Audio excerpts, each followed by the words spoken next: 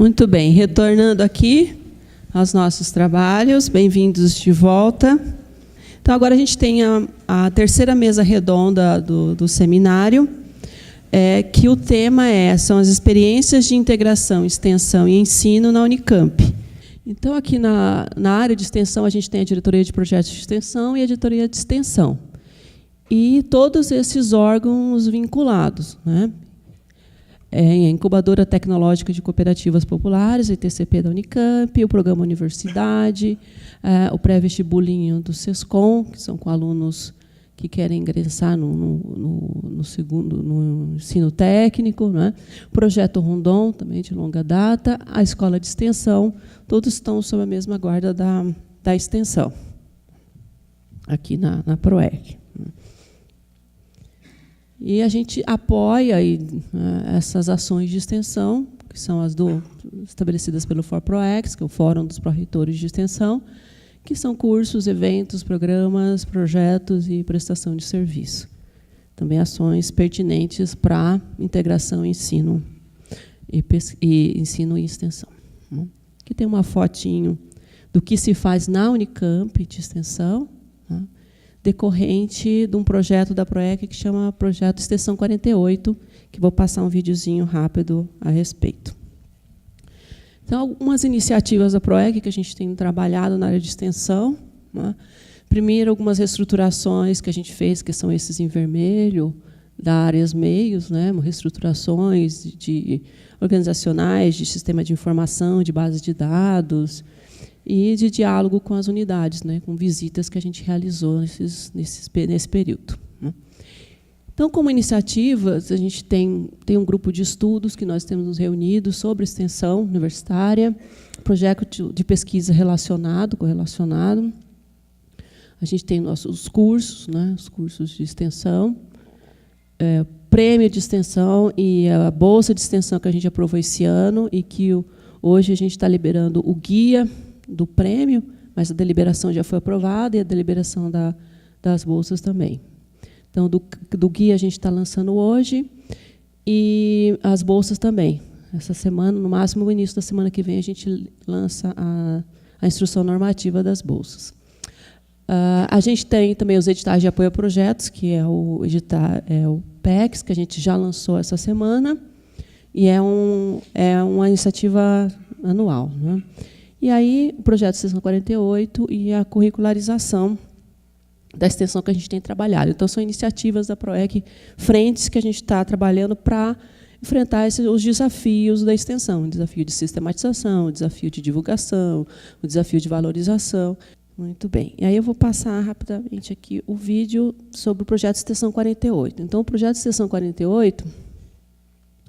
ele é um projeto no qual a gente, nas visitas às unidades, pedimos que as unidades nos elencassem 2 projetos de extensão que eles achavam interessantes, importantes ou marcantes, e que a gente poderia fazer uma reportagem e um vídeo sobre esse projeto de extensão, né? Então, cada unidade deu 2, então, a Extensão 48. E aqui a gente tem um apanhado dos projetos que a gente fez, as reportagens até então, né?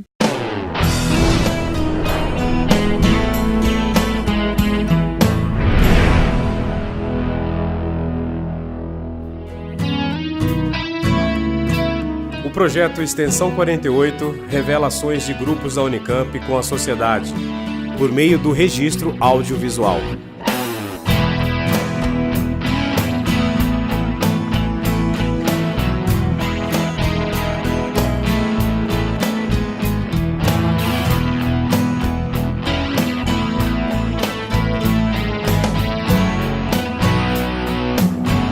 Além de apresentar as características das atividades, objetivos e resultados, o Extensão 48 mostra o quanto o diálogo entre a academia e a sociedade pode mudar histórias, oferecer instrumentos para aprimorar o ensino e as pesquisas científicas, pensar políticas públicas e contribuir para o desenvolvimento social.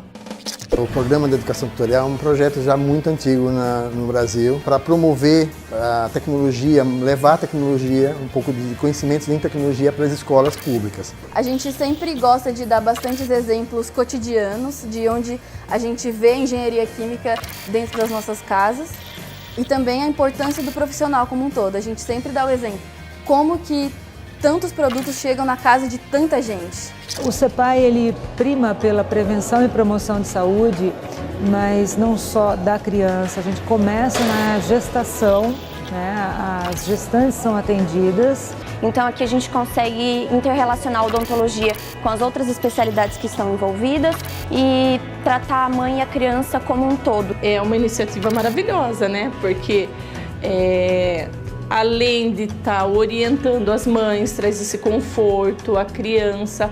Então vai além, eu falo, das salas de aula, né? Porque a universidade é sala de aula. No ensino médio, a disciplina de física não dá mole. E muitas pessoas pensam que não aprenderão. Mas o projeto de extensão física nas férias, o FIF, estudantes de ensino médio desenvolvem mini projetos em apenas uma semana de curso. Por exemplo, medir a velocidade da luz utilizando um micro-ondas e chocolate. Ou fazer medida da luz emitida pelo sol.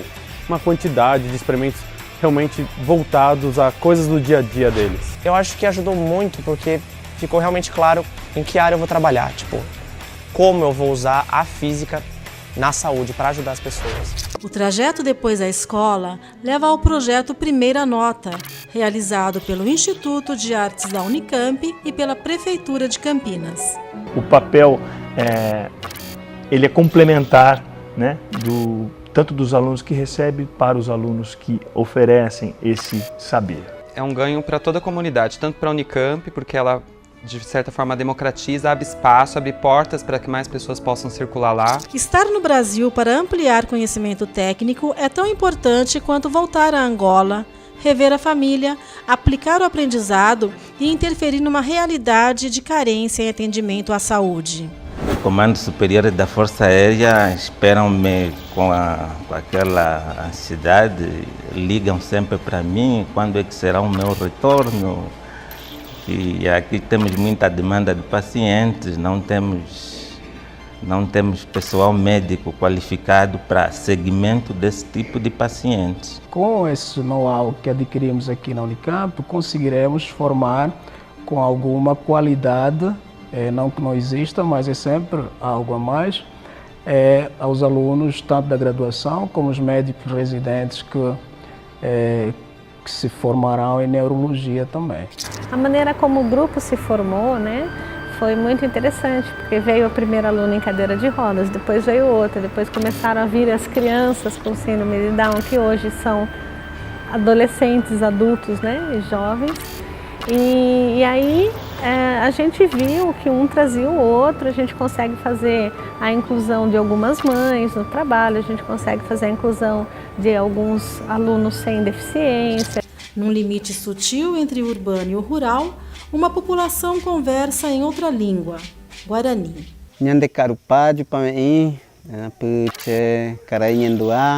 Eu sou Toninho, professor, meu nome é Carainhenduá. As faculdades abrem a porta para os indígenas para que eles comecem a ingressar e poder entrar nesse mundo político tão complicado que é desfavorável ao indígena. Quantas coisas que nós passamos para ter essa escola hoje, né? E a gente não desistimos disso e fomos para buscar nossos interesses, né? O embelezamento das unhas dos pés e das mãos é uma atividade econômica e cultural relevante no Brasil. Mas pesquisas comprovam que a prática inadequada pode ser um fator importante na transmissão de diversas patologias. O projeto envolveu a oferta de um curso de extensão em biossegurança para profissionais de institutos de beleza da região metropolitana de Campinas. A iniciativa reúne docentes e alunos de graduação da Unicamp.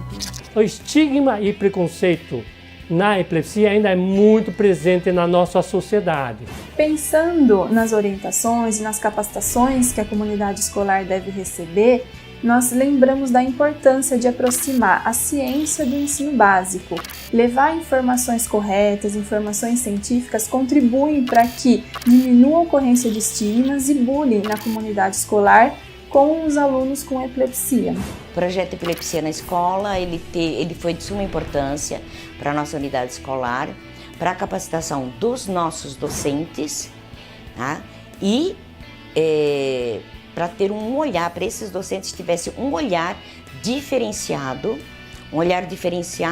à epilepsia. Então, utilicei todo o meu conhecimento em nanotecnologia em desenvolver um novo fármaco, que é o Oncoterap. O nanofármaco é uma estrutura bem pequena, a nível de nanômetros, né? A diferença com uma macro ou uma estrutura grande é que ele penetra com maior facilidade na estrutura, né? Tecidos, células, etc., ou tumor. O nosso medicamento é o primeiro medicamento desenvolvido no Brasil, com patente no Brasil. O primeiro para câncer desenvolvido dentro de uma universidade pública, e isso só foi possível dentro de uma universidade pública de qualidade. A iniciativa contempla todas as áreas do conhecimento. Os projetos de extensão são indicados pelas diretorias de cada uma das unidades da universidade. A equipe acredita na exposição dos projetos, por meio da comunicação social, com o objetivo de instigar que as atividades sejam perenes. Essa iniciativa não é possível sem o envolvimento de todas as unidades da universidade, que tem como base o tripé institucional da Unicamp: ensino, pesquisa e extensão. O Extensão 48 coloca em sinergia a pesquisa acadêmica, o saber popular e a sociedade. Mobiliza um grupo heterogêneo de colaboradores que protagonizam importantes transformações sociais.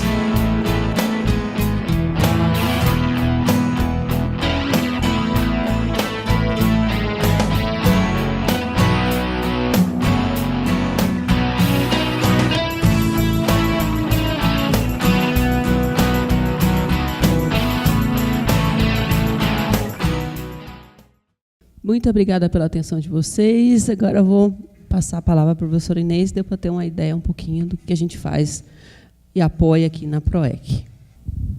Bom dia a todas e a todos. Uma alegria estar aqui com vocês. Agradeço o convite feito pela professora Muriel e felicidade conhecer e estar com os colegas nessa mesa que tem como objetivo a partilha de experiências de integração da extensão com o ensino na Unicamp. A oportunidade de partilhar experiências é sempre muito especial, porque nós fazemos muitas coisas, e o vídeo que a professora acabou de mostrar, né, traz esse indicativo.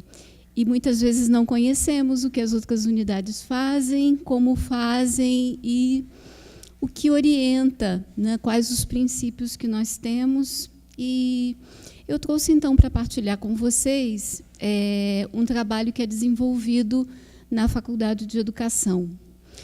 Mas eu começo com uma citação do Boaventura de Souza Santos, que vai dizer que todo conhecimento é autoconhecimento. Nós estamos numa etapa da produção do conhecimento científico que nós nos colocamos no desafio não da isenção, não da neutralidade do pesquisador, mas, pelo contrário, de estarmos de corpo inteiro, integralmente, vivendo aquilo que nós fazemos. Então, eu conto um pouquinho para vocês rapidamente de onde vêm as minhas concepções de extensão, porque elas foram construídas na minha trajetória de vida como professora e pesquisadora. Não poderia ser diferente, eu penso que é assim com todos nós. E eu venho do Rio, da Faculdade de Formação de Professores da UERJ. Eu trabalhei lá durante muitos anos, no núcleo Vozes da Educação.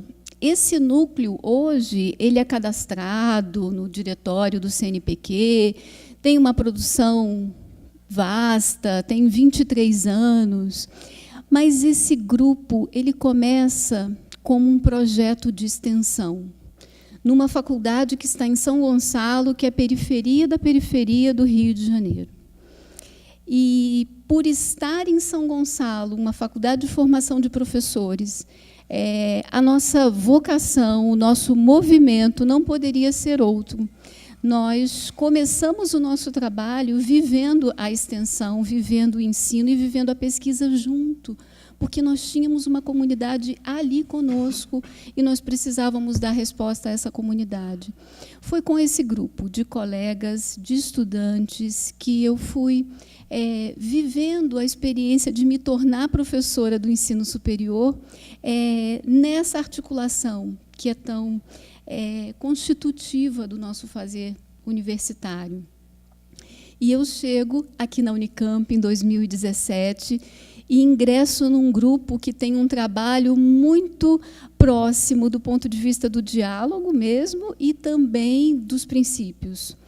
O grupo de pesquisa, que é um grupo de estudos e pesquisas em formação continuada, o GPEC, coordenado pelo professor Guilherme, na FE, que é um grupo muito articulado com os professores e com as escolas. Então, eu chego aqui e encontro um lugar para ficar, onde nós damos continuidade a parcerias que já estavam estabelecidas e a esses princípios. Que princípios são esses? É o princípio clássico, que já foi dito aqui, e ele é fácil de falar, bonito de escrever, dificílimo de viver.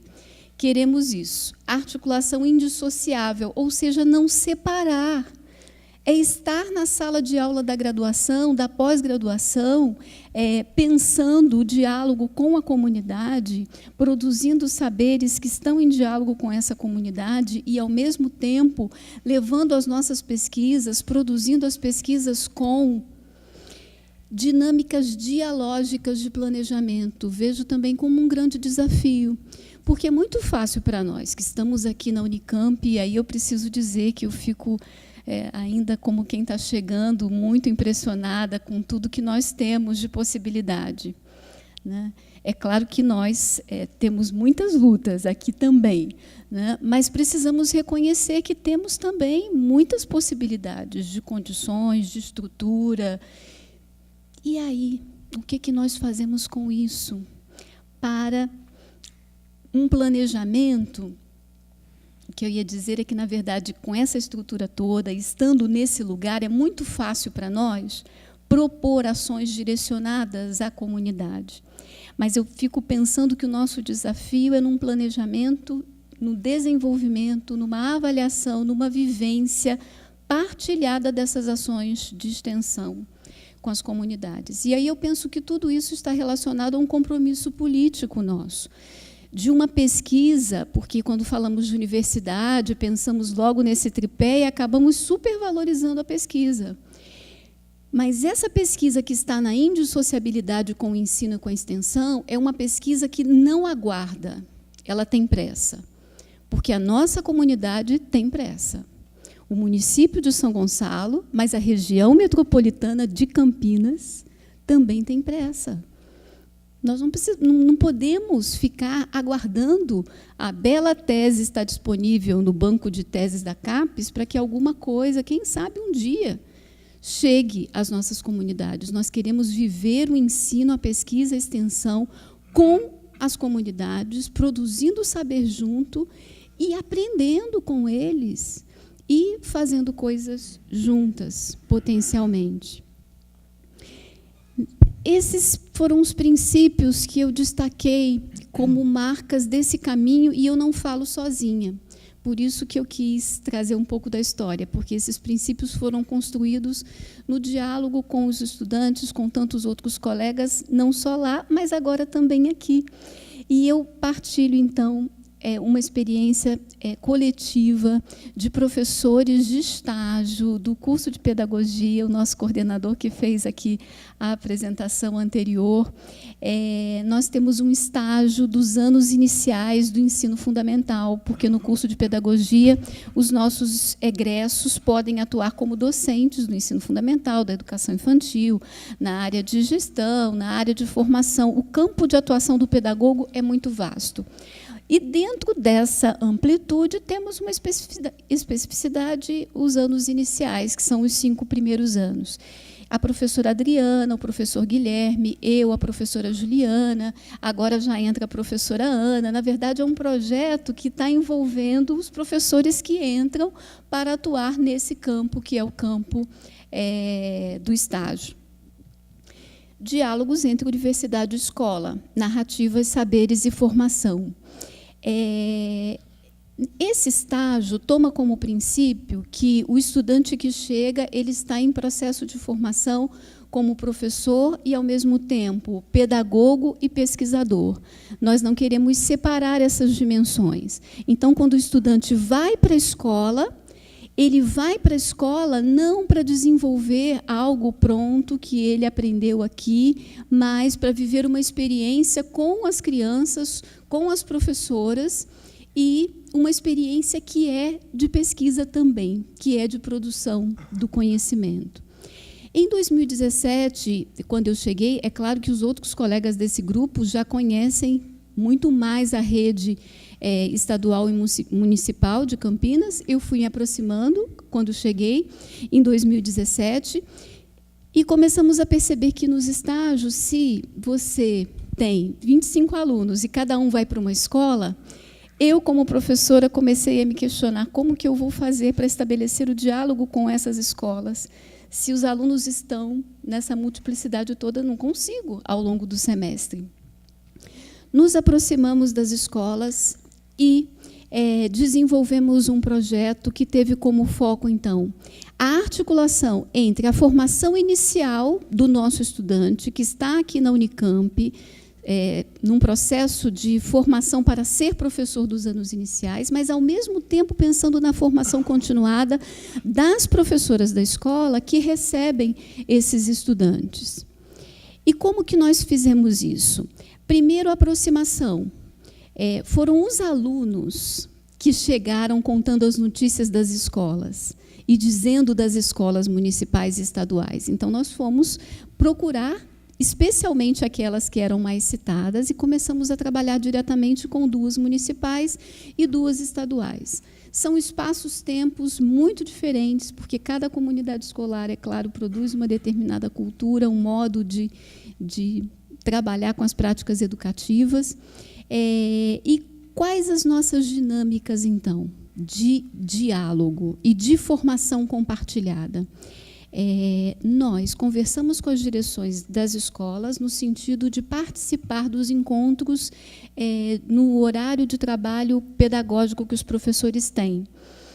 Então, o estudante de estágio, ele não vai para a escola de forma isolada. Nós, os professores, vamos também e dialogamos com os professores no horário que eles têm de estudo e de planejamento.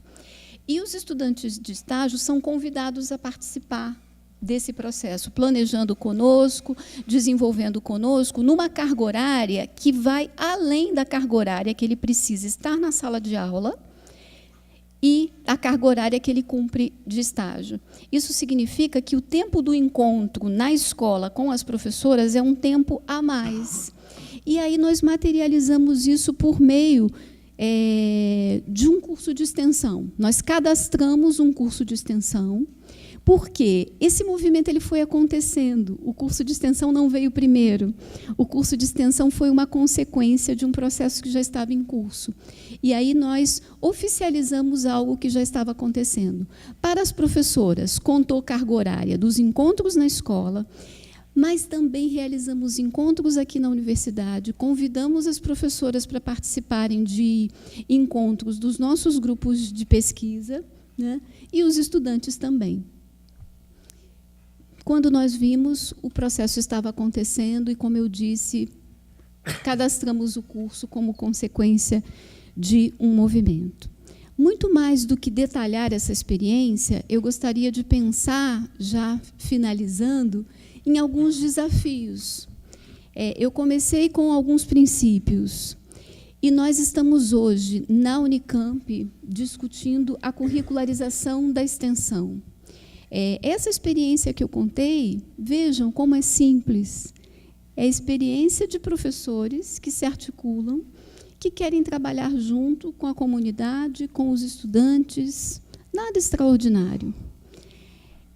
E eu gostaria de convidar, assim, chamar a nossa atenção para nós pensarmos naquilo que é simples e que nós fazemos no cotidiano dos nossos cursos, da Faculdade de Educação, dos diferentes institutos. Vejam a riqueza de áreas de conhecimento que nós temos.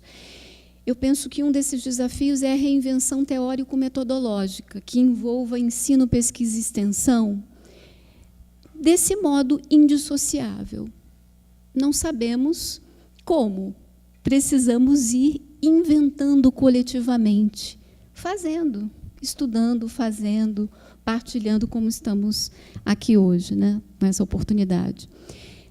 A produção de um conhecimento reflexivo, crítico e estético. Estético no sentido de uma apreciação da realidade, de um olhar sobre os contextos, de uma sensibilidade. Mas, Inês, você está falando de produção do conhecimento e nós estamos discutindo a extensão. É isso mesmo, porque se a gente não quer separar, a extensão é lugar de produção de conhecimento científico também, válido. Não só os nossos grupos de pesquisa, mas todos os espaços da universidade, a sala de aula também. Possibilidade de reencontro entre o ser e o mundo, numa perspectiva auto, hétero e ecoformativa. Estamos falando de todos, da comunidade dos nossos estudantes que olham para suas trajetórias, que dialogam com os colegas em sala de aula, que dialogam com as comunidades e que dialogam com a natureza, com o mundo da cultura, tudo ao mesmo tempo. Mas também a escuta de vozes, que muitas vezes são silenciadas. E eu penso que isso precisa estar no nosso horizonte. Será que a extensão que nós fazemos, quem é que tem a voz? São os nossos grupos de pesquisa? São os pós-graduandos? Nós queremos múltiplas vozes e histórias. As nossas também estarão lá, mas nós queremos as deles. Sobre a curricularização da extensão, que nós terminamos com a fala do Alexandre, uma conversa sobre esse assunto.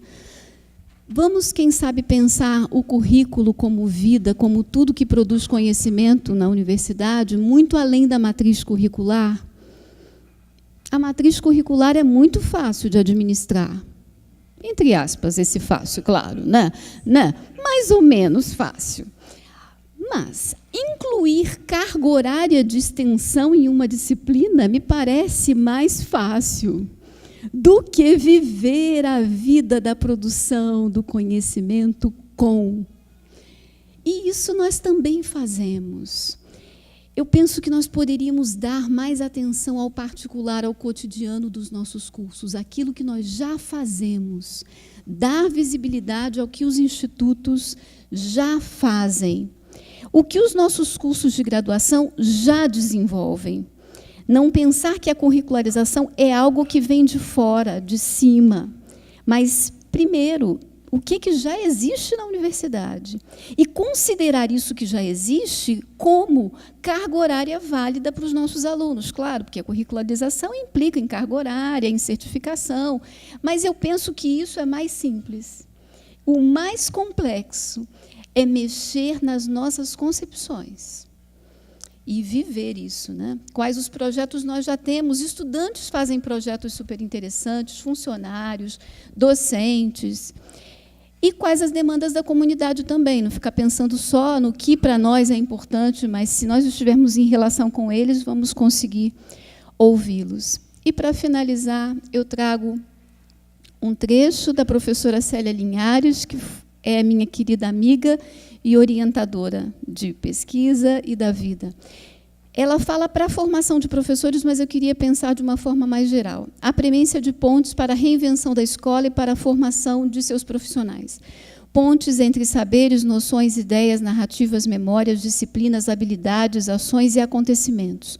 Todas visando refundar a escola em outros moldes, que a predispõem a trabalhar por uma cultura mais includente, mais prazerosa e compartilhada. Esse desafio de reinvenção, eu penso que a curricularização pode ser uma indutora. Ela chega e, quem sabe, isso vai nos sacudir para continuarmos fazendo esses movimentos. E que seja uma universidade assim, com uma cultura includente para todos, que seja prazerosa, porque nós gostamos de estar aqui, queremos que outras pessoas estejam. e que não seja só nossa, que ela seja o tempo todo compartilhada. Muito obrigada. Vamos conversando. Bom dia a todas e a todos.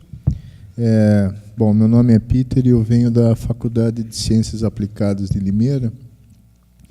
E então esse é o contexto que eu vou colocar. Depois do contexto eu vou colocar um arcabouço de como pensar a extensão. Nós docentes, acho que a grande maioria dos docentes, sofremos uma socialização profissional disciplinar e departamental. Portanto, perceber que departamentos são desnecessários e que às vezes atrapalham demora um certo tempo, mas isso está se... Muriel, você concorda comigo?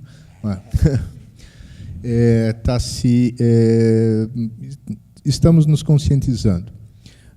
Nesses 10 anos, um dado adicional, nesses 10 anos formaram-se na FCA 28 organizações estudantis, de todos os tipos, de cunho político, tipo diretório acadêmico, empresas juniores, grupos de consultoria, grupos de oração, grupos de voluntariado, enfim, a balbúrdia tem um espectro bastante largo lá. Então, esse é o contexto.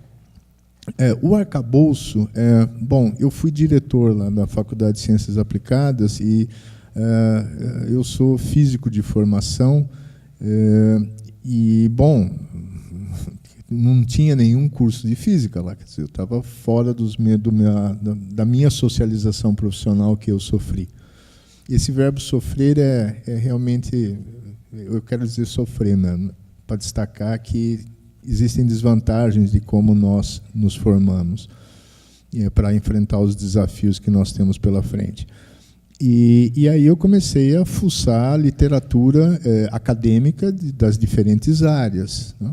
E para ter uma ideia, não para me formar nisso, né, não fazer um curso de administração em 48 horas ou de engenharia em 3 dias, tal, mas para ter um feeling de como é que é o envolvimento desses docentes com a pesquisa, com o tipo de narrativa, para ter uma pequena ideia. E nisso eu achei um artigo muito interessante na área de ensino de administração, que eu acho que se aplica a todas as áreas. Então, é um grupo de pesquisadores australianos, Aram Casa e esqueci o primeiro nome da Brouwer, que eles desenvolvem o conceito de currículo informal. E a questão que eles colocam bom, se nós pegarmos os cursos de administração, isso acho que vale para engenharia, para medicina, para qualquer curso, os currículos são parecidos, as emendas das disciplinas são parecidas, os livros-textos são parecidos, pode até haver uma certa diferença no corpo docente e no corpo discente, né? Por exemplo, deve ter faculdades que têm prêmio Nobel de Economia, outros não têm, mas todos são doutores, todos têm uma formação sólida, todos são pesquisadores. Então, o que faz que um curso seja bom comparado com o outro? E aqui não vamos entrar no mérito de como esta comparação é feita. E a tese deles é que o que faz a diferença não é o currículo formal, e sim o currículo que eles chamam de currículo informal. São as atividades fora de sala de aula, organizadas de uma maneira não formal, são grupos de estudo, são palestras, são convidados que vêm, conversam com os alunos e assim por diante. E eu acho que essa ideia é fantástica para ser desenvolvida, para ser levada em conta. Só que esse trabalho deles, como quase todas as discussões sobre o que acontece na universidade, é centrada no docente. O docente que promove mudanças no ensino, é o docente que promove projetos de extensão, é o docente que centraliza, é o hub da pesquisa e tal.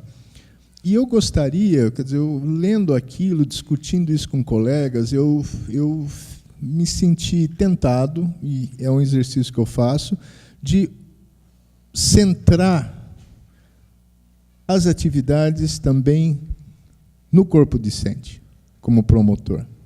Lembrando um pouco, alguém sabe aqui a origem da palavra reitor? Reitor era o líder estudantil no começo da Universidade de Bolonha, que organizava os grupos de estudantes que vinham de diferentes países, né? A administração da universidade, bem no seu começo, era centrada nos estudantes e não nos docentes. Que, claro, que foi uma transição necessária no desenvolvimento e no ganho de importância como principal, como carro-chefe de instituições de formação superior em todo o mundo. Mas, não querendo ser tão radical, muito pelo contrário, né? Calma, né? Não é isso que eu estou dizendo, mas precisamos incluir as iniciativas por parte dos estudantes. E o terreno, o ambiente na FCA era absolutamente favorável a isso. São 28 organizações estudantis que desenvolvem, por iniciativa deles, projetos muito interessantes, não induzidos por docentes. Eles montam um projeto e depois buscam algum apoio, alguma consultoria com os docentes, coisas do tipo. Essas organizações é um grupo Baja, né, que é de engenharia de construção de carros para competição.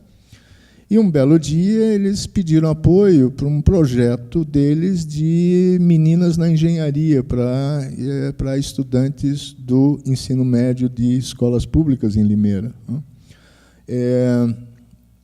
Eles fazem um contato muito grande com empresas, eles começam a participar da gestão de estágios, quer dizer, o SAI regulariza os trâmites, mas são eles que vão atrás, eles que trazem empresas, eles que vão às empresas, por exemplo. O Centro Voluntariado Universitário da FCA é modelo no estado de São Paulo, e eu, entrando em contato, falei, puxa, será que é aquela coisa assistencialista? Não, são projetos realmente consistentes, de interação com a sociedade. E, mais do que isso, aos poucos, nós fomos percebendo que esses grupos, essas organizações, colaboram entre si e são interdisciplinares. No sentido de, tomando o Baja de novo como exemplo, não são só os estudantes de engenharia, tem estudantes de administração também, porque, nossa, nós somos uma organização, como é que a gente faz a gestão disso? E tem até estudantes de ciência do esporte e de nutrição. Para quê? Porque eles precisam de gente com formação na área de saúde para formar o piloto daquele carro na competição, né? Que não é uma coisa trivial, né? São pequenos exemplos assim, e aí, percebendo esse potencial, percebendo por exemplo, a primeira empresa júnior também é interdisciplinar em engenharia com administração. Um dos projetos de alguns anos atrás foi numa comunidade rural de agricultura familiar, eles montaram um projeto para que eles pudessem concorrer a um edital do Estado para desenvolver a atividade deles, e eles conseguiram ganhar esse financiamento e tem vários exemplos desse tipo. Que, bom, a formação deles melhora ao fazer esse tipo de contato, esse tipo de projeto voltado à sociedade. Daí uma pesquisa de iniciação científica de uma aluna da engenharia, que eu acabei orientando, porque ela começou com a orientação com outro colega que depois foi para uma outra universidade. E eu herdei muito bacana o trabalho da Paula.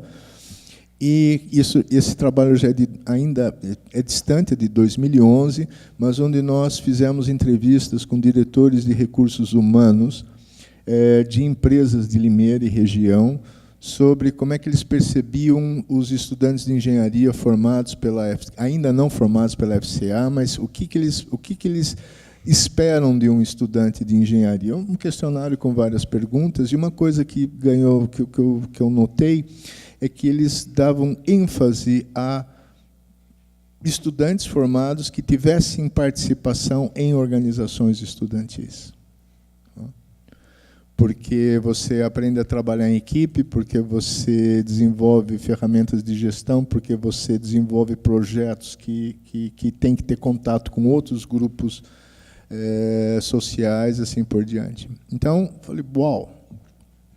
E aí, aos poucos, nós desenvolvemos o seguinte, a ideia de formalizar um pouco esse currículo informal, mas não no sentido de interferir, é de falar, bom, a participação nesse tipo de atividade, ela fica, às vezes, só na entrevista ou colocada no currículo, e hoje em dia, currículo, inclusive o Lattes, ele é um documento suspeito, né, por exemplos que nós temos aí. Mas o histórico escolar, não. O histórico escolar é um documento bastante sólido. Então, nós criamos uma disciplina que se chama Estágios em Organizações Estudantis. E o que é? São 2 dias que a gente se encontra. Um no começo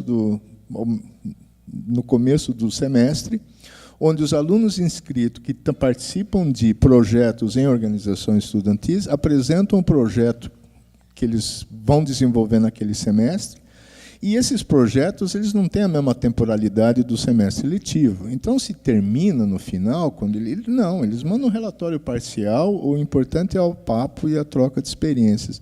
E e fica lá no coisa. Quer dizer, não é sala de aula, não é trazer extensão para a sala de aula, mas é trazer o histórico escolar para a extensão.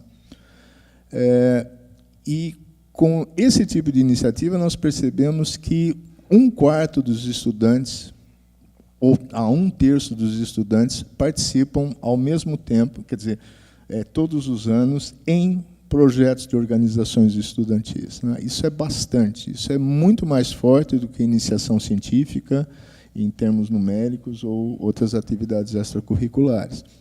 E os estudantes, muitos deles, eles entram numa organização, ficam 1 ano, né, que é mais ou menos o ciclo, vão para outra, e eles passam os 4 ou 5 anos participando de 4 ou 5 organizações estudantis, ganhando uma experiência fantástica. Nós não temos departamentos, mas nós temos comissões, claro. Nós temos comissões que são as atividades fim, voltadas às atividades fim, na gestão da faculdade. A comissão de graduação, evidentemente, de pós-graduação, pesquisa e extensão e organizações estudantis. A direção da escola se encontra uma vez por mês, existe com as organizações estudantis para gerir isso. E, mais recentemente, a proposta de regimento interno da faculdade foi aprovada na penúltima congregação nossa, reconhece, no seu artigo 5º, as organizações estudantis como parte reconhecida da organização da faculdade. Então, eu acho que são arcabouços, são movimentos que nós conseguimos fazer lá. Não sei se tem peculiaridades. Bom, claro que tem peculiaridades importantes, como, por exemplo, não ter departamentos. Tem uma grande iniciativa dos estudantes se organizarem. Aí a percepção institucional foi de não atrapalhar isso e passar paulatinamente a reconhecer essas atividades.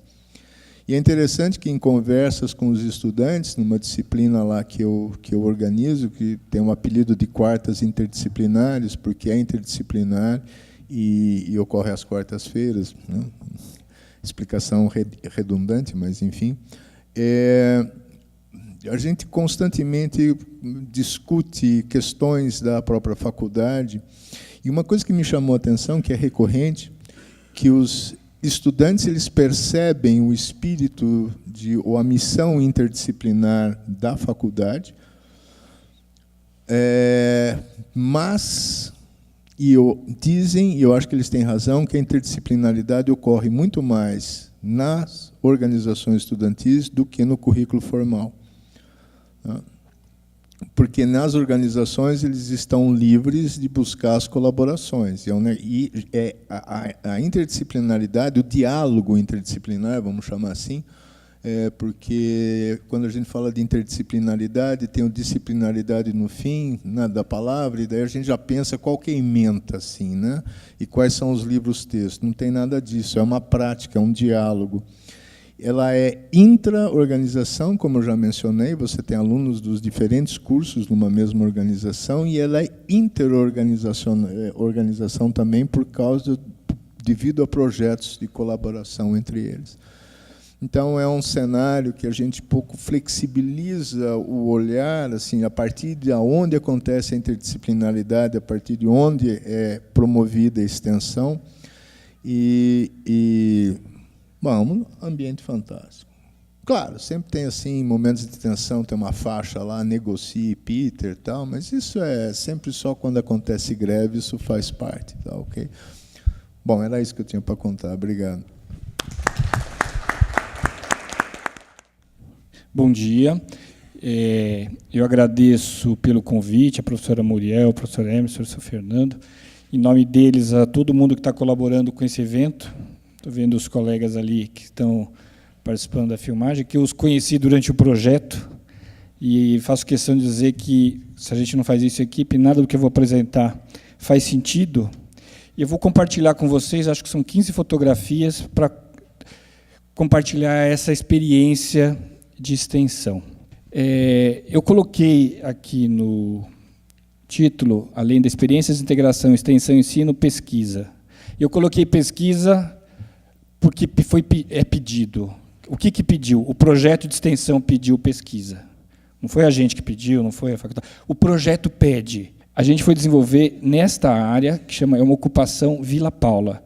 E essa ocupação, as pessoas moram em casas, obrigatoriamente barracos de madeira. Por que obrigatoriamente? É uma ocupação, é um terreno municipal, e existe agora um acordo com o Ministério Público de que só pode morar em casa de madeira. Por quê? Porque vai ter que sair. Não pode caracterizar que vai ficar. Ah, o cara é preguiçoso, não construiu. Não pode, é proibido. Ele tem que morar numa casa de madeira. E por que as pessoas vão morar nesse lugar? Por que as pessoas... Ontem alguém me perguntou, mas isso aqui é perto aqui de Barão Geraldo, da Unicamp? Eu nunca vi, é longe. 15 minutos. Porta a porta, 15 minutos. A gente chega aqui nesta região, onde moram aproximadamente 150 famílias, 500 pessoas. E por que eles moram? Então, é uma área que existe há pouco mais de 3 anos. E por que é importante isso? Nós temos experiências de áreas de aglomerados subnormais, de áreas de favelas, de ocupações no país, muito conhecidas, Paraisópolis em São Paulo, Rocinha, que são antigas, é outro jeito de funcionar. Essas que já têm uma estrutura antiga funcionam diferente. Aqui nós vamos ver ao longo, eu não vou contar tudo, mas assim, há um interesse. Nós temos hoje na Europa imigrantes sírios que foram para a Europa, que moram em acampamentos. Então, nós temos que aprender aqui, inclusive para exportar nosso conhecimento de como lidar com essas pessoas que moram aqui. Como que a gente chega aí, né? Então, eu levo alunos, eu sou professor de medicina, e eu levo alunos, são alunos do 4º ano de medicina, que eles têm, no primeiro ano, eles têm atividades que eles vão na unidade básica de saúde e vão conhecer o território. Mais ou menos uma vez fica aqui na faculdade, outra vez vai para o campo, e assim vai. Mas sempre vamos já com algum objetivo, algum conteúdo para aprender quando chega lá. É uma experiência muito rica de fazer isso, que a gente chama de territorialização, em conhecer o território, e inclusive conversar com as pessoas. No 2º ano, tem uma disciplina de Ciências Sociais, que também os alunos vão para território. E no 4º ano é o ano que eles fazem clínica, que eles aprendem a cuidar das pessoas. Eles vão lá fazer exame físico, história de vida da pessoa, história. Esse é o momento. E eles têm um estágio no 4º ano que eles ficam terça, quarta, quinta e sexta na unidade básica. É bastante, olha que legal. Terça, quarta, quinta e sexta à tarde, quinzenalmente eles estão na unidade básica. Mas eles estão na unidade básica. Eles não estão na comunidade. Eles atendem dentro de um consultório. Eu falo brincando sério, brincando mais sério, eu falo, um consultório é um cubo. Não é bem um cubo, às vezes ele é mais compridinho, é outra forma geométrica, mas é um cubo que eu posso pegar esse cubo e colocar em qualquer lugar. Eu posso pôr aqui no HC, eu posso pôr no ambulatório, eu posso pôr no centro de saúde e na comunidade. Se eu atendo uma criança, uma mulher, um idoso dentro do consultório e eu não abro a porta e vou caminhar no território, vou caminhar lá, eu continuo fazendo a mesma coisa que eu faço aqui. E faz toda a diferença hoje eu cuidar de uma pessoa sabendo da vida dele, da realidade dele, o que ele faz, o que ele mora, o que ele pensa, o que ele come, como é que é a casa dele. Portanto, não é a mesma coisa. Na disciplina de terça-feira, que é um submódulo de saúde coletiva, a gente tem que levar os alunos a fazerem visita domiciliar. Os outros estágios, que é da pediatria, da clínica de ginecologia, não saem do centro de saúde, daquele cubo que eu falei para vocês. E na saúde coletiva a gente vai levar. E aí eu pergunto ingenuamente para a equipe do centro de saúde, onde tem uma família para levar meus alunos? Eu sou professor, eu tenho 8 alunos essa semana e 8 na semana seguinte, é quinzenal. Eles precisam estar no programa, fazer visita. E aí eles me falam, ninguém está precisando de visita aqui no território. Mas como assim? Eu preciso, os alunos têm que fazer visita, não tem ninguém acamado, que teve um AVC, uma doença, uma criança. Preciso fazer. Não tem, ninguém precisa. E aí eu já conhecia o território e falei, e aqui nessa região aqui? Ah, essa região a gente não entra. Mas como assim não entra? A região mais vulnerável do território, mais pobre. E agora eu entendo mais de pobreza, vocês vão ver na minha historinha aqui. Não entra, não é para entrar, a gente não entra, faz 3 anos que existe essa comunidade, e depois vocês vão ver o porquê que não entra. E aí, eu desesperado para levar meus alunos, e eu sempre fui um filho muito obediente, obedeci minha mãe, mas eu não sou tão obediente assim. E eu fui com os meus alunos, apesar da doutora falar, é perigoso, você não vai levar seus alunos lá que é perigoso. E eu fui, e não é perigoso, já digo para vocês falaram que eu sou louco, não é perigoso. E aí a gente estou com os alunos aqui do 4º ano conversando com as pessoas. E é interessante que esta ocupação, ela se transforma na paisagem. Então, no primeiro dia que a gente vai, tem esse barzinho, tem uns bancos para sentar. Falei, pelo menos tem um lugarzinho para sentar, uma árvore, um banco. A gente volta depois de um mês, desapareceu o banco, desapareceu aquele barzinho, porque as pessoas mudam. Deixa eu contar. Por que as pessoas vão morar lá? Diferente da migração para a formação de favelas que a gente teve na década de 70, não são pessoas que vieram do Nordeste para ajudar o Sudeste e foram para a favela. São pessoas da própria cidade de Campinas que não têm mais dinheiro para pagar aluguel. Não tem dinheiro para pagar aluguel, ou por perder o emprego, ou por outro motivo. Precisa morar em algum lugar. E esse é um lugar que dá para morar. Isso aqui é uma foto que o aluno fez do morador fazendo uma fossa. Olha o capricho da fossa, mas é fossa. Existe esgotamento sanitário? Não tem esgotamento sanitário, mas tem uma fossa que ele se esmerou para fazer. Aqui a gente consegue ver o esgoto, vai escorrendo por aqui, certo? Aqui tem uma criança, as casas. Aqui é uma outra imagem, não sei se vocês conseguem ver uma caixa d'água. Então, são 3 caixas d'água que recebem água da Sanasa. É um gato autorizado, não é um gato ilegal. Tem um acordo com o Ministério Público, é gato autorizado. 3 caixas d'água, e aí eu preciso todos os dias, ou cada 2 dias, são 3 para a comunidade toda. Aí alguém precisa pegar da caixa d'água e levar com uma mangueira até a sua casa. Então, existe uma atividade de pegar água quase todo dia, ou cada 2 dias, para pôr na caixa d'água da sua casa. Aqui já estão os alunos com as crianças, aqui o esgoto, e aqui nós temos uma atividade de construção, de pôr tubos aqui para melhorar. Estamos melhorando? Quem estamos? A comunidade está melhorando, está colocando tubo lá, eles mesmos estão colocando. E aqui é uma atividade interessante que eles reúnem moradores de procedência diferente. Então, lá existe aproximadamente 12 famílias de pessoas do Haiti e que existe, às vezes, uma separação, não se integra tão bem não haitianos com os haitianos. Então, essa atividade foi programada, foi prevista. Nós vamos construir, vamos pedir ajuda do pessoal do Haiti para eles se integrarem com os outros. A hora que você constrói junto o esgotamento sanitário, você fica mais amigo. Não sei se vocês sabem dessa experiência. Aqui é um rapaz, ele tinha aqui 17 anos, a atividade dele, como a mangueira é longe da casa dele, a água não chega, ele tem uma atividade de encher um galão e levar no carrinho de mão para a casa dele. Nós não sabemos o que é isso. Nós temos água na nossa casa todo dia. Às vezes eu tomo banho demorado, fico até com vergonha, diz que é errado, antiecológico. Não pode. Meu filho, eu não vou contar essa história, fica longa, mas tudo bem. É um montão de besteira que eu falo no meio. Mas é uma atividade interessante. Aqui, eu trouxe essa imagem porque eu tenho aqui uma aluna, que era uma aluna do curso de pedagogia, aqui uma aluna do curso de enfermagem, professoras aqui de enfermagem sabem quem é, aqui uma aluna do curso de medicina, aqui um aluno de farmácia. E isso aqui é rico. Nós queremos que trabalhar em equipe. O professor Peter falou isso. E a gente não ensina a trabalhar em equipe. O aluno de medicina, no primeiro ano, de um período por semana, ele tem uma disciplina junto com a fono. Só. O resto é sozinho, médico com médico. Depois que ele se forma, a gente quer que ele vai trabalhar junto com o enfermeiro no centro de saúde, e eles não tiveram uma oportunidade, nem uma disciplina juntos. Professor Peter, fala isso aí. Junto, no projeto de extensão, nós temos hoje, né, e nós já tivemos esse aluno de farmácia, nós temos de pedagogia, de mediologia. Alguém aqui é da mediologia? Nós temos uma aluna de mediologia, de ciências sociais, de enfermagem e de medicina. Eles constroem o projeto juntos. E essa é uma riqueza. Eu, como professor, aprendendo como que trabalha com essa turma junto. E o desafio você lança, porque quem dá a resposta são eles. Os alunos, vocês jovens, sabem muito mais que a gente. E aí a outra questão que eu queria trazer sobre o jeito de ensinar. Muito bem. O que eu quero trazer aqui é o seguinte.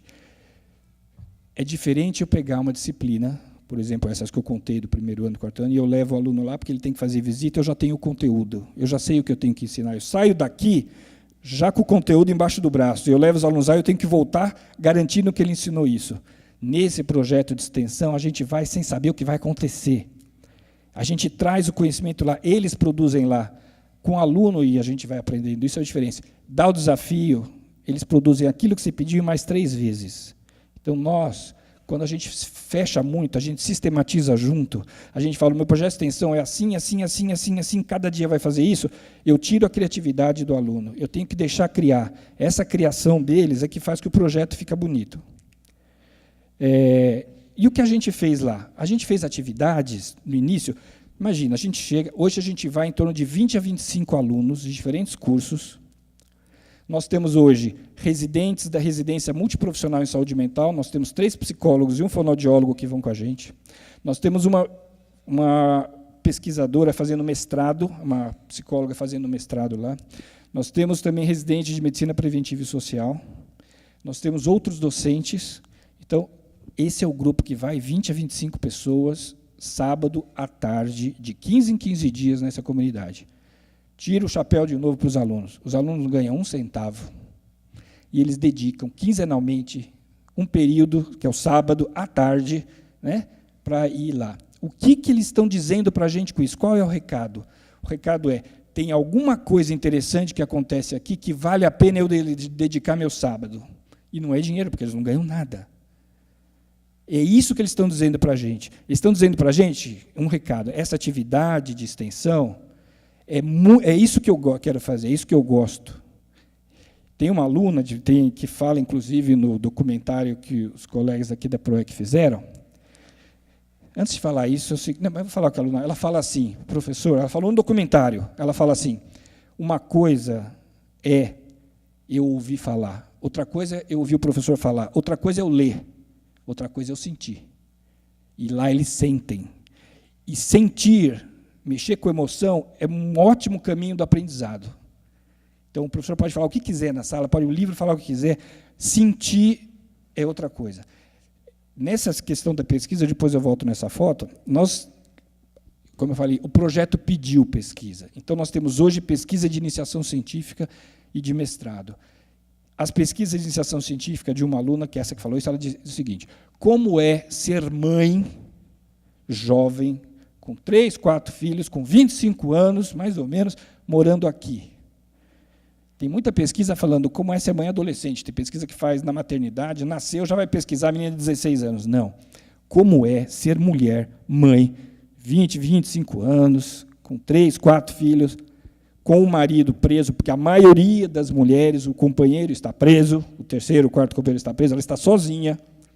A mãe já morreu, porque a mãe também teve uma vida difícil, também foi presa, também usou droga, igualzinho a ela hoje, só que ela tem, apesar dela continuar ainda, às vezes, fazendo alguma coisa, ainda usando droga, ela tem os 4 filhos, são dela.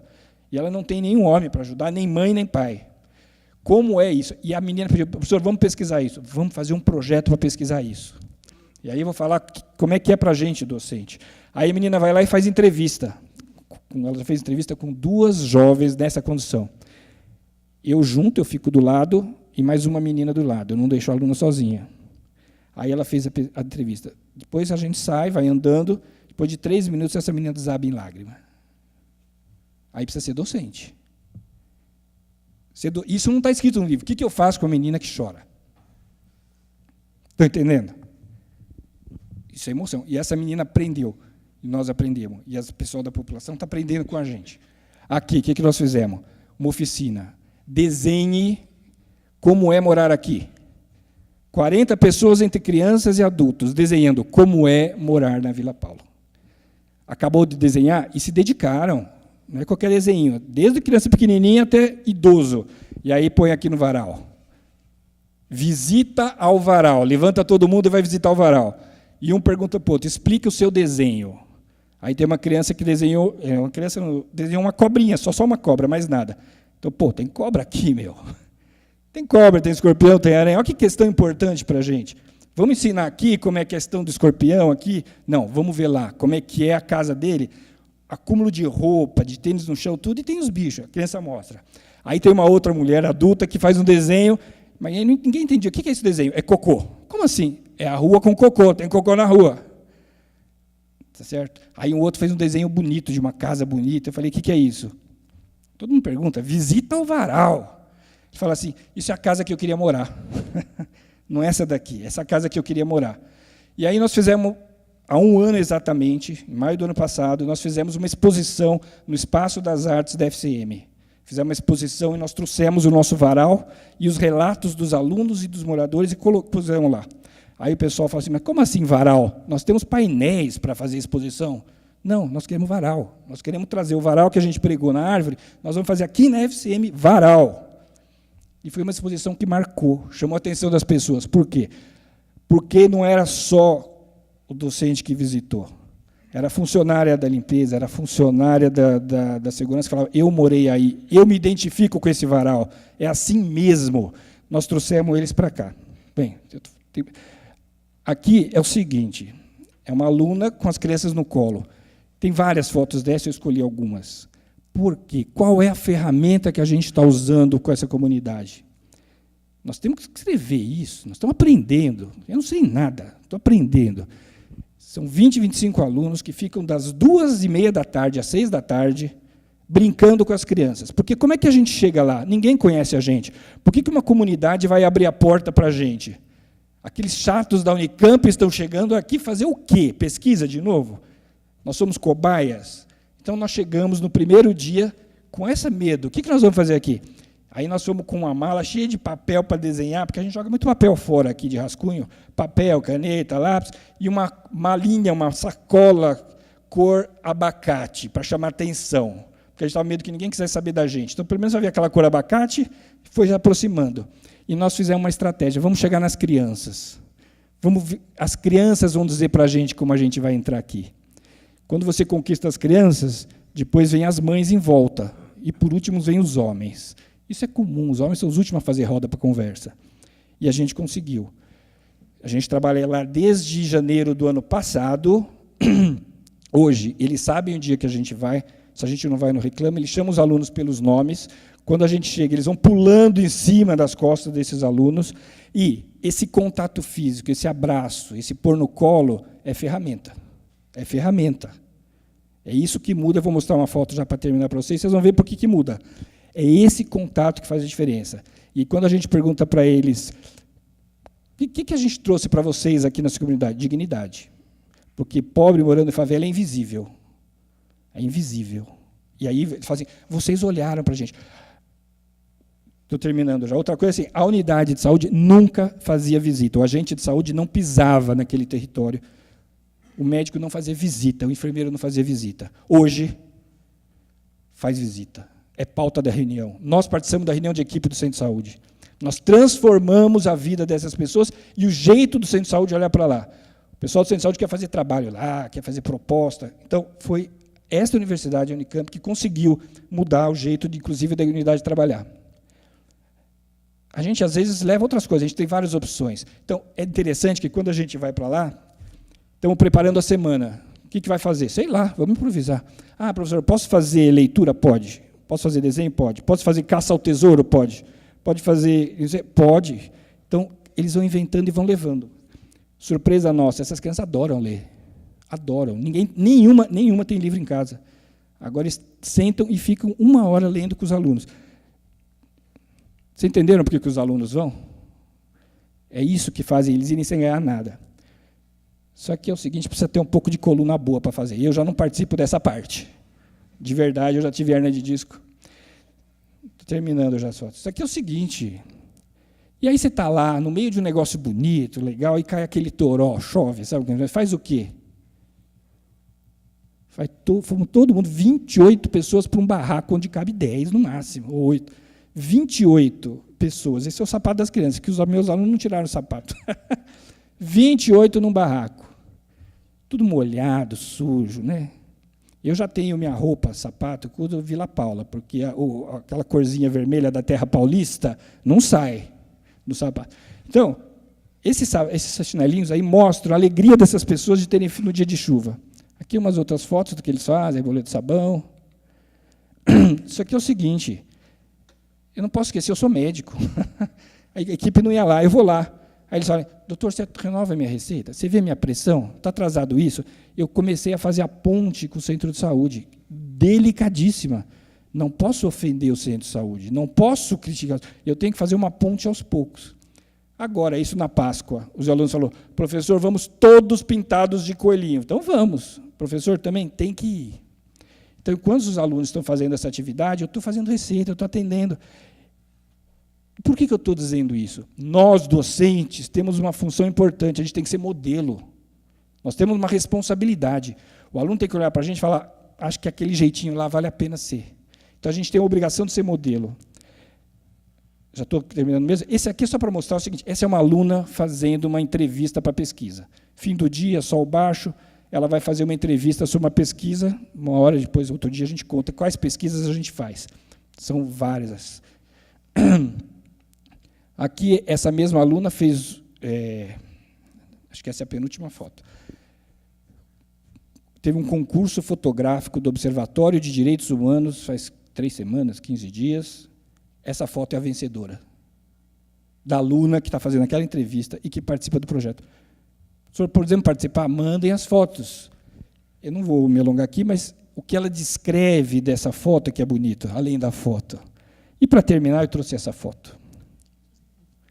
Por quê? Isso aqui é uma outra pesquisa.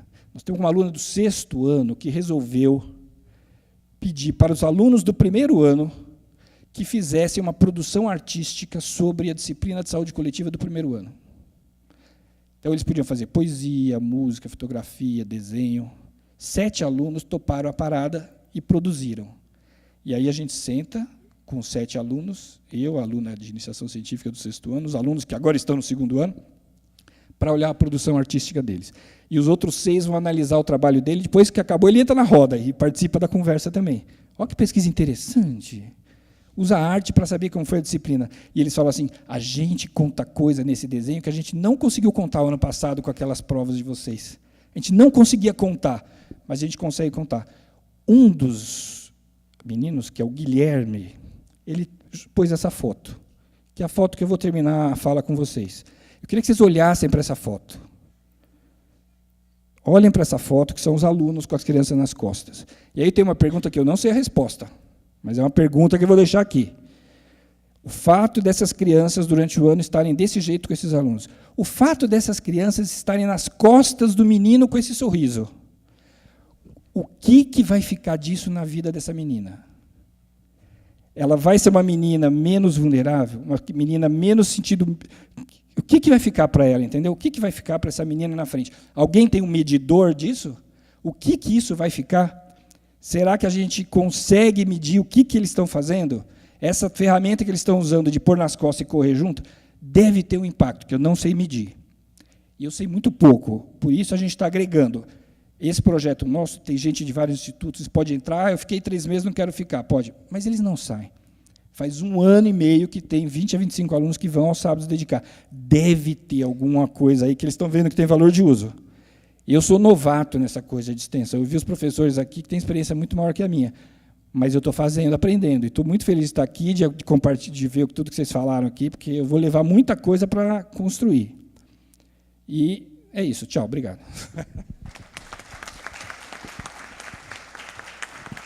Bom dia. Meu nome é Mike, eu sou técnico administrativo na Faculdade de Educação. Na verdade, eu não tenho uma pergunta propriamente dita para fazer, mas eu queria deixar mais uma provocação para a mesa e para a reflexão nossa. A extensão que nós temos ideia, como foi concebida, de repente nós praticamos todo dia. Tá? Como o professor Rubens falou, a professora Inês, a gente faz isso todo dia. E a gente não tem a ideia de que, olha, eu detenho o conhecimento, eu vou levar para quem precisa. E muitas vezes nós acabamos aprendendo dessas pessoas de como fazer a extensão.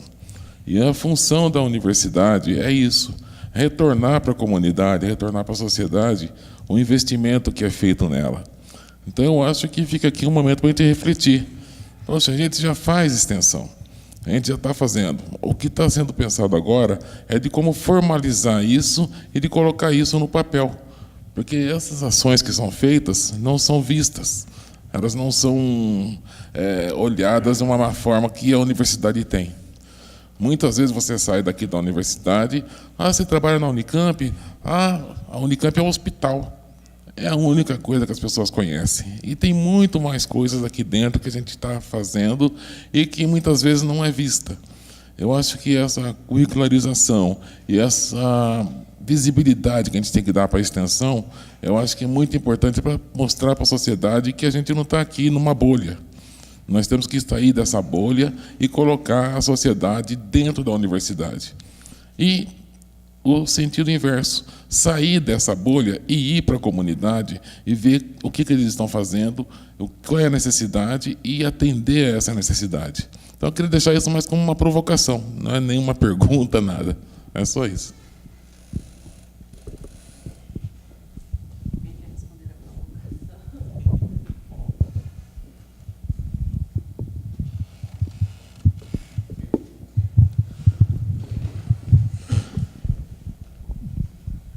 Boa tarde, meu nome é Marcos, trabalho na PROEC, junto com a professora Muriel, com o professor Fernando. Eu queria fazer uma pergunta para vocês.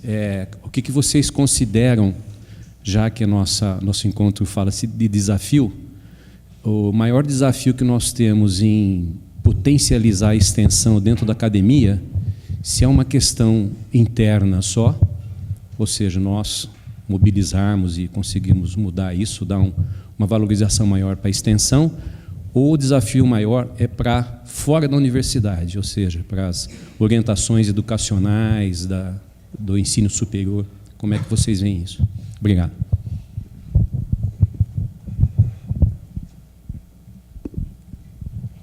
Mais alguém? A gente pode juntar. Então, eu sou aluno de administração da Faculdade de Ciências Aplicadas. Meu nome é Murilo, né? E eu queria saber, a pergunta para os três, assim, né? Como que eu posso medir o impacto de transformação social com as práticas extensionistas?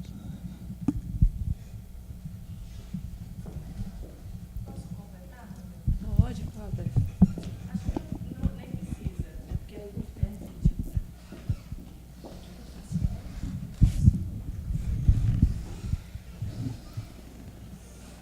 Na linha do que eu esqueci o nome do Marcos.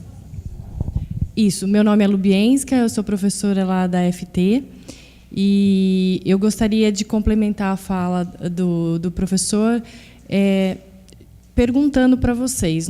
Eu acho que as pessoas que estão aqui hoje são pessoas que estão fazendo extensão, né? São as pessoas que estão preocupadas com a extensão. Mas nós sabemos também que nós somos uma universidade que é vista como referência em pesquisa e não extensão. Como que nós vamos transformar essas pessoas também? Porque nós já estamos transformados, não tenho dúvida do que eu vi aqui, né? Em cada fala de cada um dos três e do que eu escutei ontem também, nós já estamos transformados.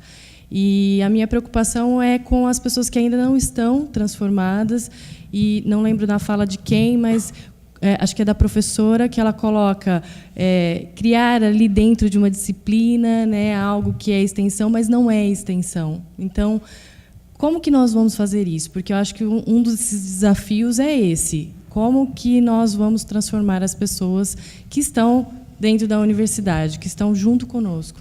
E, é claro, a curricularização ela abre uma porta importante, porque prevê a sistematização disso, quer dizer, a organização disso em algum tipo de sistema, alguma coisa, né?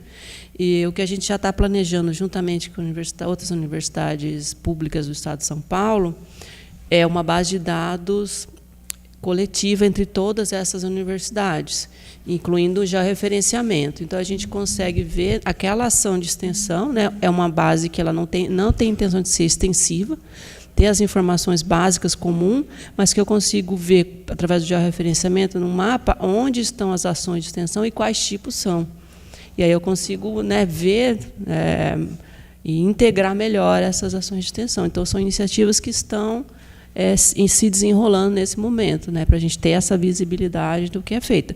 Mas, para isso, a gente precisa das unidades, das comissões de extensão, que tenham a motivação de entrar no sistema, de mandar informação, de colher informação dos docentes, de manifestar as ações que eles fazem, de fazer ações novas. Então, também, né, todo mundo tem que participar, né, extensão dentro, fora, junto, conjunto, todo mundo juntos. Obrigada pela sua provocação.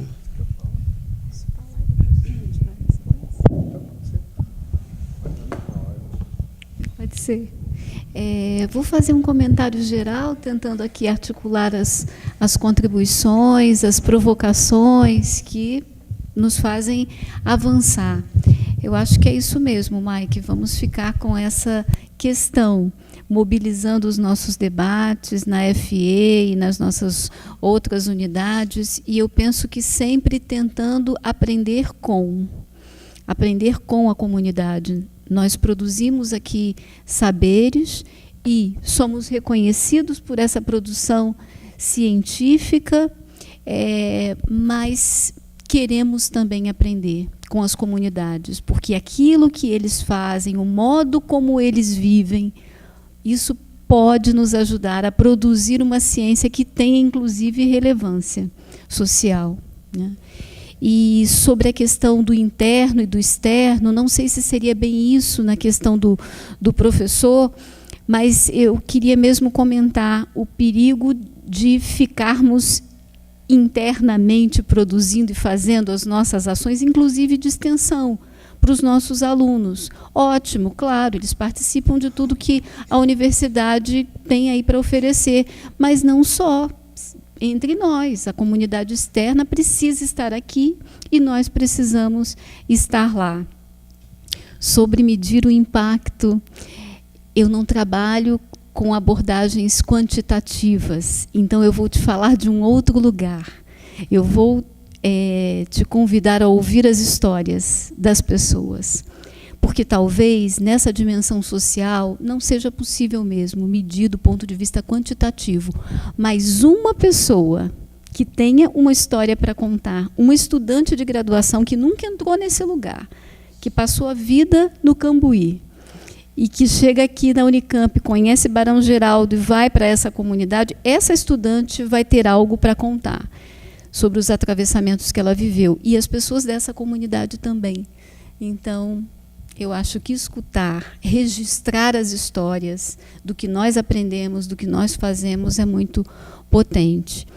E como mobilizar a universidade. Eu acho que é isso, é ir para as nossas unidades agora, contar o que ouvimos, registrar o que fazemos, partilhar e ir trazendo os outros.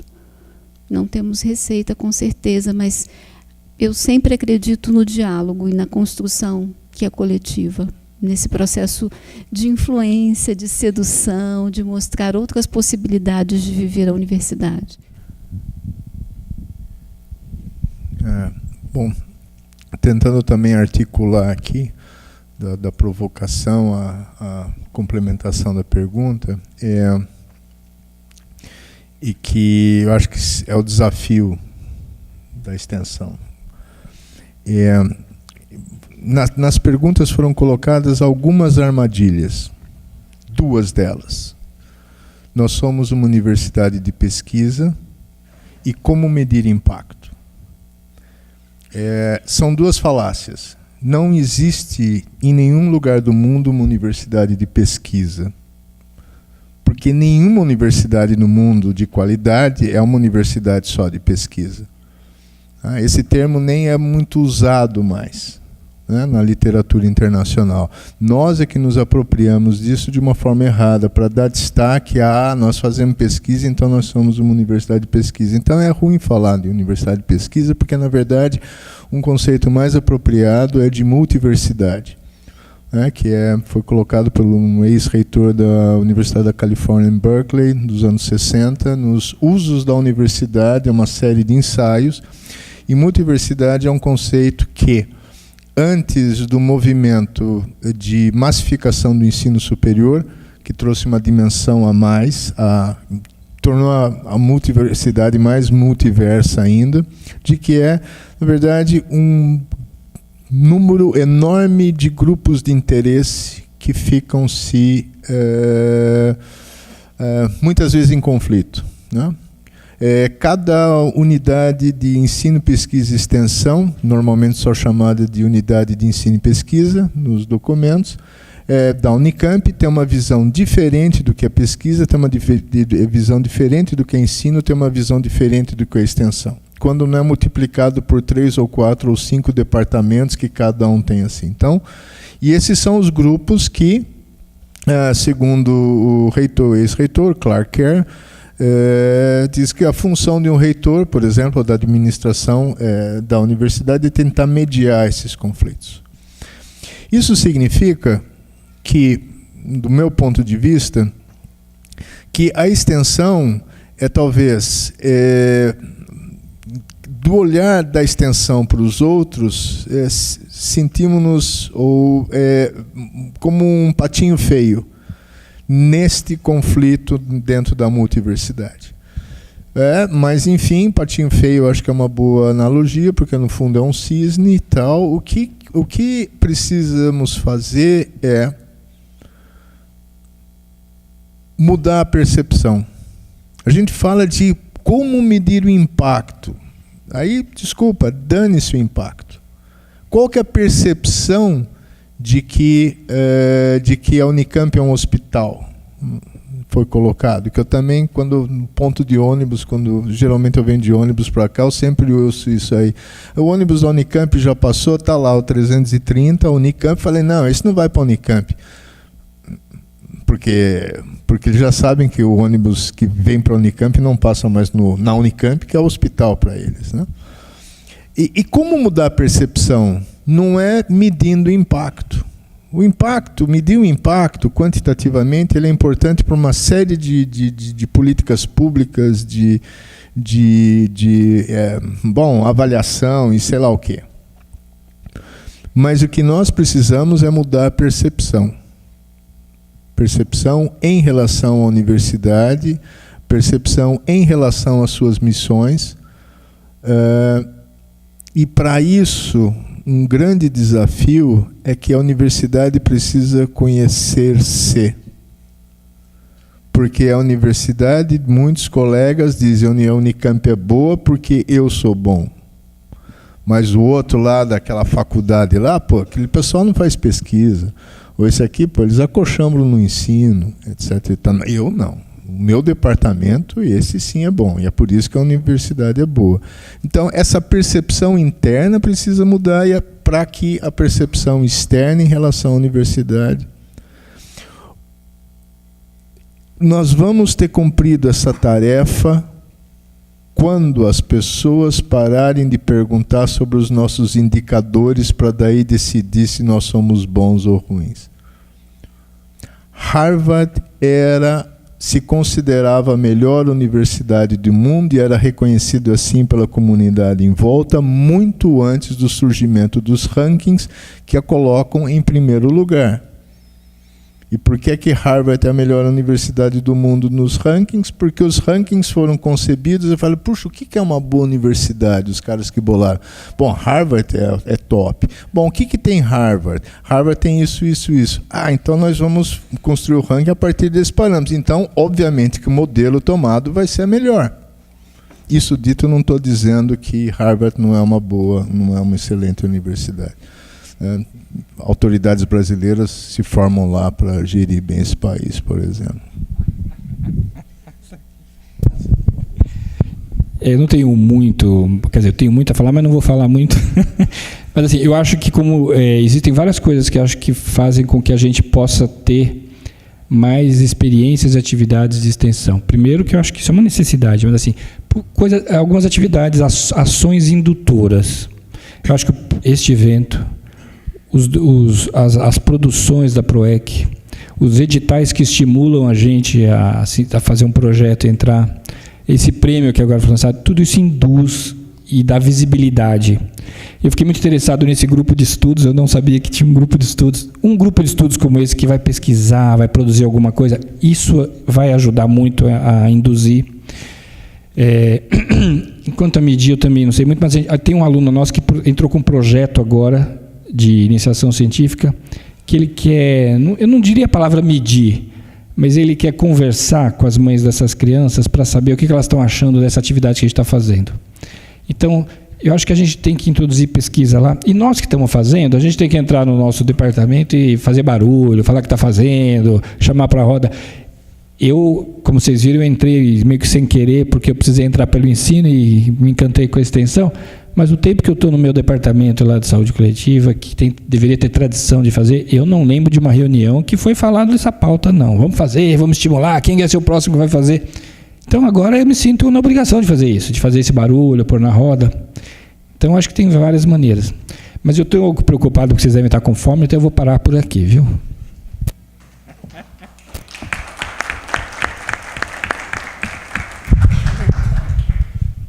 Muito bem. Se alguém tiver mais alguma pergunta, burning question, se não podemos passar para o almoço, e aí vocês também teriam acesso aqui à mesa, caso queira fazer uma pergunta mais direta. Muito obrigada, gente. Então, bom almoço e até à tarde.